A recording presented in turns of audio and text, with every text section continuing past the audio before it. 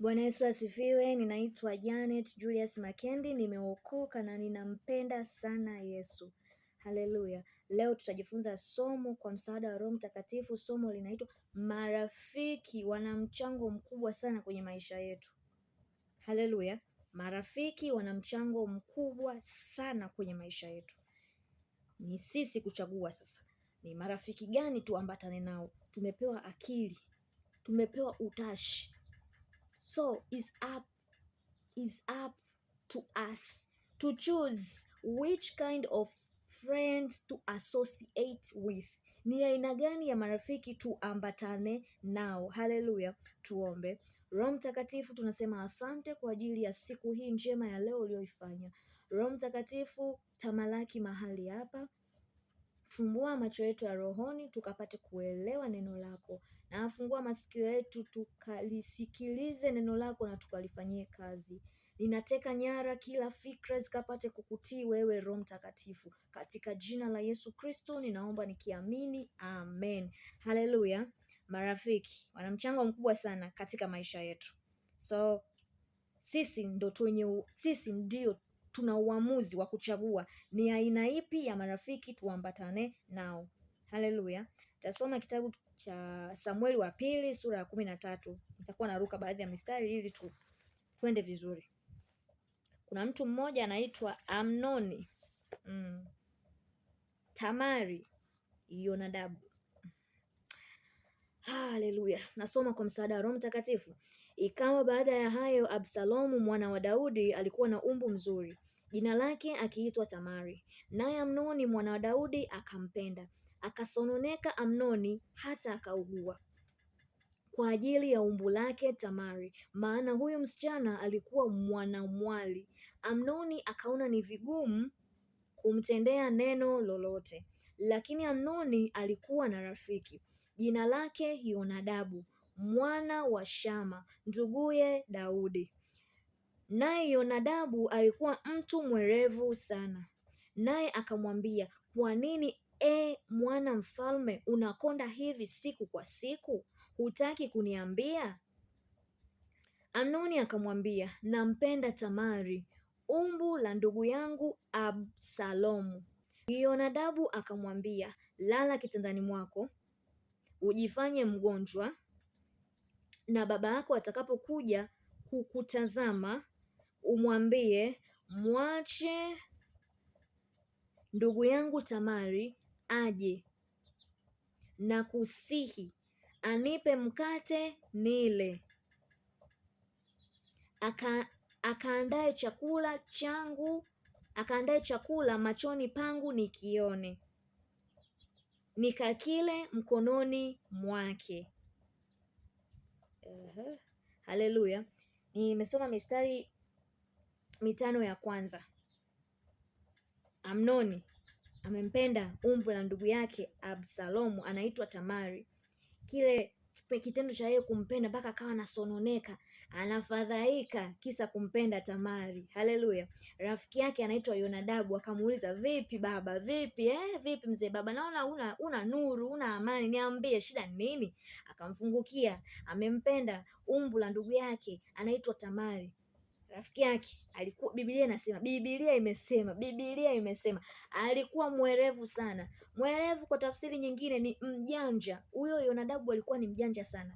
Akampa kodi, oya, mbona vitu vidogo sana ifanye sasa, unaumwa, alafu babako atakapokuja mwambie nataka Tamari ndo anitengenezee chakula aniletee kwangu. Umeiona? Sasa huyu na yeye ambavyo naye hawezi kuchuja, yani kuchuja vitu kwamba huyu ni umbu la ndugu yangu, mimi kwa nini sasa nitake kufanya vitu vya namna hiyo? Yani hapo akili haipo. Haleluya. Akili haipo. Naye akachukua ushauri ule wa rafiki yake, akajidai anaumwa. Baba yake alivyofika, akasema namtaka Tamari ndo aje. Neno la Mungu linatuambia, ukiendelea kusoma kwa muda wako, upate tu muda, mtu wa Mungu, usome hichi kisa kuanzia sura hii ya 13. Uisome mpaka, yani uisome mtu wa Mungu yote tu, na mistari michache tu 39 tu, wala sio mingi. Haleluya. Uisome mtu wa Mungu. Amnoni akajidai anaumwa, lengo kuu ni ampate tu Tamari. Sio kwamba alikuwa anampenda wala alikuwa anamtamani tu. kwa sababu alimtweza nguvu. Biblia inasema alimtweza nguvu, na alimwambia kwamba huyo Tamari ampelekee chakula chumbani kwake. Baadaye pale anamwambia chakula hiki, anakataa kula, akamtweza nguvu, akalala naye Tamari, umbu la ndugu yake Absalomu. Haleluya. Sasa neno hili litukumbushe na lizidi kutukumbusha kwamba sisi vijana, naanza kwanza kusema na vijana, mabinti kwanza, haleluya, litukumbushe hili neno kwamba geto sio sehemu ya wewe kwenda kufanya discussion na huyo kijana ambaye wewe unasema tunapendana, tunaendana, tutaoana. Unaenda geto. Kwani hamna sehemu za public za nyinyi kuonana, sehemu za wazi? Hamwezi mkadiskasia vimbweta vimehama? Haleluya, vimbweta vimehama. Hapo chuoni kwenu vimbweta havipo? Madarasa huwa yanafungwa? Hamna sehemu za public mpaka uende geto. Sikia bahati mbaya tu nilivyoenda tu yakatokea. Amnaga bahati mbaya. These things are planned. Haleluya. Uasherati hautokei bahati mbaya, are planned kwamba tufanye hiki. Haleluya. Lakini naogopa. Ni planned. Yaani sio bahati mbaya, ni planned, mtu wa Mungu. Ni planned. Kwa hiyo tupo hapa na mimi leo nipo hapa kukueleza ukweli. Yaani sipepesi macho, kukueleza ukweli. Geto, ajenda ya njoo geto, mimi nakupenda, njoo tu geto, sifanyi chochote, sio ajenda ya mwanaume muoaji. Sio ajenda ya mwanaume muoaji. Kwa hiyo ifike hatua tumhofu Mungu. Vijana, tumhofu Mungu.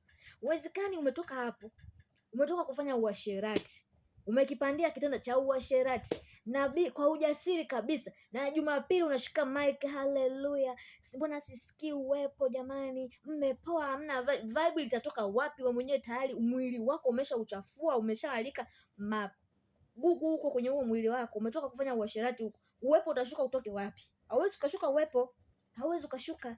Wingu naona wingu zito kwa sababu mwenyewe ni mzito, umetoka kufanya vitu vichafu visivyompendeza Mungu, umelichafua hekalu lako, hekalu la Roho Mtakatifu. Yaani ifike hatua tuelezane ukweli. Say no, lady, umeitwa huko geto, hata kijana anakupenda kiasi gani, na zawadi yako, njoo geto kufanya nini?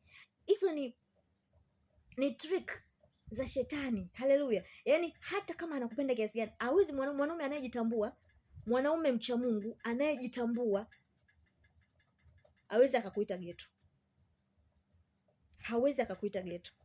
Na wewe kijana unayenitazama, umeokoka, unasema unampenda Yesu. Bwana Yesu asifiwe. Mimi nampenda Yesu. Haleluya. Ni sahihi, unampenda Yesu. Sasa je, kuna ushirika gani wa wewe kushiriki uasherati? Moja, kushiriki katika ajenda za kumwambia huyo dada katoe tu mimba, chukua dawa hii chukua hela hii kanunue P2. Haleluya. Ni sawa, utazuia mimba, lakini hauwezi ukazuia sexual transmitted demons. Huwezi ukazizuia. Ifike hatua dhambi ya uasherati tuikimbie kama Yusufu alivyoikimbia. Yusufu alikuwa mwanadamu kama wewe na mimi, alipewa neema hiyo, alikimbia.